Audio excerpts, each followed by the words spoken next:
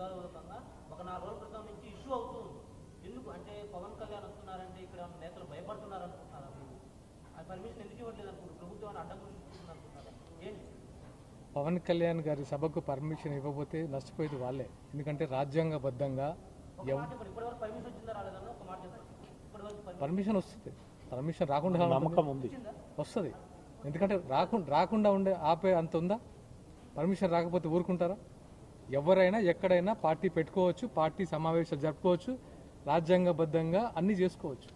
So డెఫినెట్గా permission వస్తుంది. Permission రాకుండా ఆపడానికి ఇక్కడ ఎవరి సొంతం కాదు. తెలంగాణ ఎవడబ్బా సొత్తు కాదు.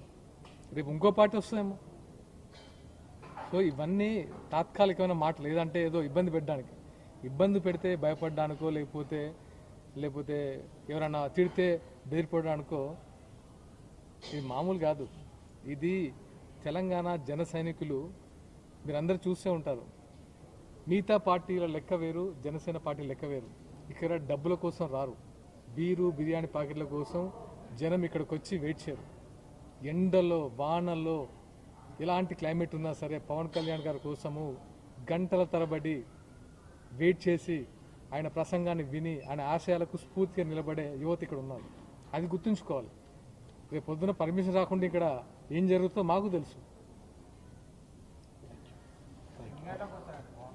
4 o'clock రేపు మీరు చూస్తారు. రేపు ఎట్లాగో ఆయన మాట్లాడదు.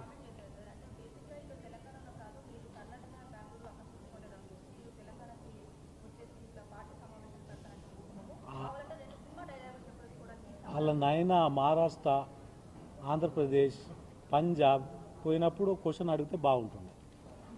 కరెక్టా రాంగా? నాకు తెలిసిన నాకున్న అవగాహన కదా. అంటే వాళ్ళ నాన్న ముఖ్యమంత్రి ఉన్నప్పుడు తెలంగాణ సొమ్ము తీసుకుపోయి అంటే ఇవ్వచ్చు, నేను కాదంటలేదు. భారతదేశంలో భారతీయులుగా అందరూ అన్ని రకాల పన్నులు కడుతున్నారు. నేను ఇన్కమ్ ట్యాక్స్ పే చేస్తున్నా గవర్నమెంట్ ఆఫ్ ఇండియాకి, స్టేట్ ట్యాక్స్ పే చేస్తున్నా స్టేట్కి.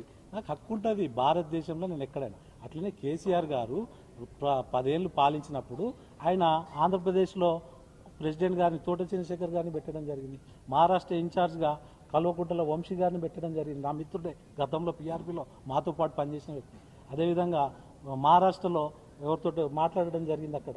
అంటే ఇట్లా పంజాబ్లో మళ్ళీ అప్పుడు లేని ఆలోచన ఇప్పుడు మా మీద కొంచెం ఆలోచించి పవన్ కళ్యాణ్ తల్లి కొంచెం అవగాహన తెచ్చుకో. నువ్వు టీఆర్జీలు పోయినాక కొంచెం మర్చిపోయినట్టున్నావు, మళ్ళీ ఒకసారి రిపీట్ చేసుకొని మాట్లాడు. ఎందుకంటే మీ నాన్న ప్రభుత్వంలో ఉన్నప్పుడేమో మహారాష్ట్ర పోవచ్చు, ఆంధ్ర పోవచ్చు, పంజాబ్ పోవచ్చు.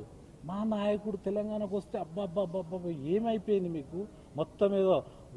ఏదో తుఫాన్ వస్తారు, బరాబర్ వస్తాడు, బరాబర్ పోటీ చేస్తాం. మీ మీద కూడా మేము పోటీ చేయబోతున్నాం. మీరు పార్టీ పెట్టిర్రు, ఆలోచించుకుందాం. మీరు ఏదన్నా మాట్లాడితే మీ దగ్గరనే ఉంది క్వశ్చన్ ఆన్సర్. మీరు 100 సార్లు మాట్లాడేటప్పుడు ఆలోచించి మాట్లాడండి. ఎందుకంటే మీరు పోవచ్చు, మేము మాత్రం పోవద్దు.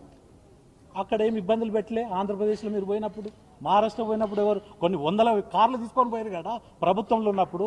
మా సొమ్మే కదా అది, డీజిల్ పెట్రోలు కార్లు మా సొమ్మే అది. అప్పుడు ఇబ్బంది లేదు. పవన్ కళ్యాణ్ గారు సొంత డబ్బులు పెట్టుకొని వస్తుండేడికి. తెలంగాణ సొమ్ము పెట్టుకొని మీరు 2-3 రాష్ట్రాలు తిరగవచ్చు. మా సొమ్ము ఆలోచించి మాట్లాడండి.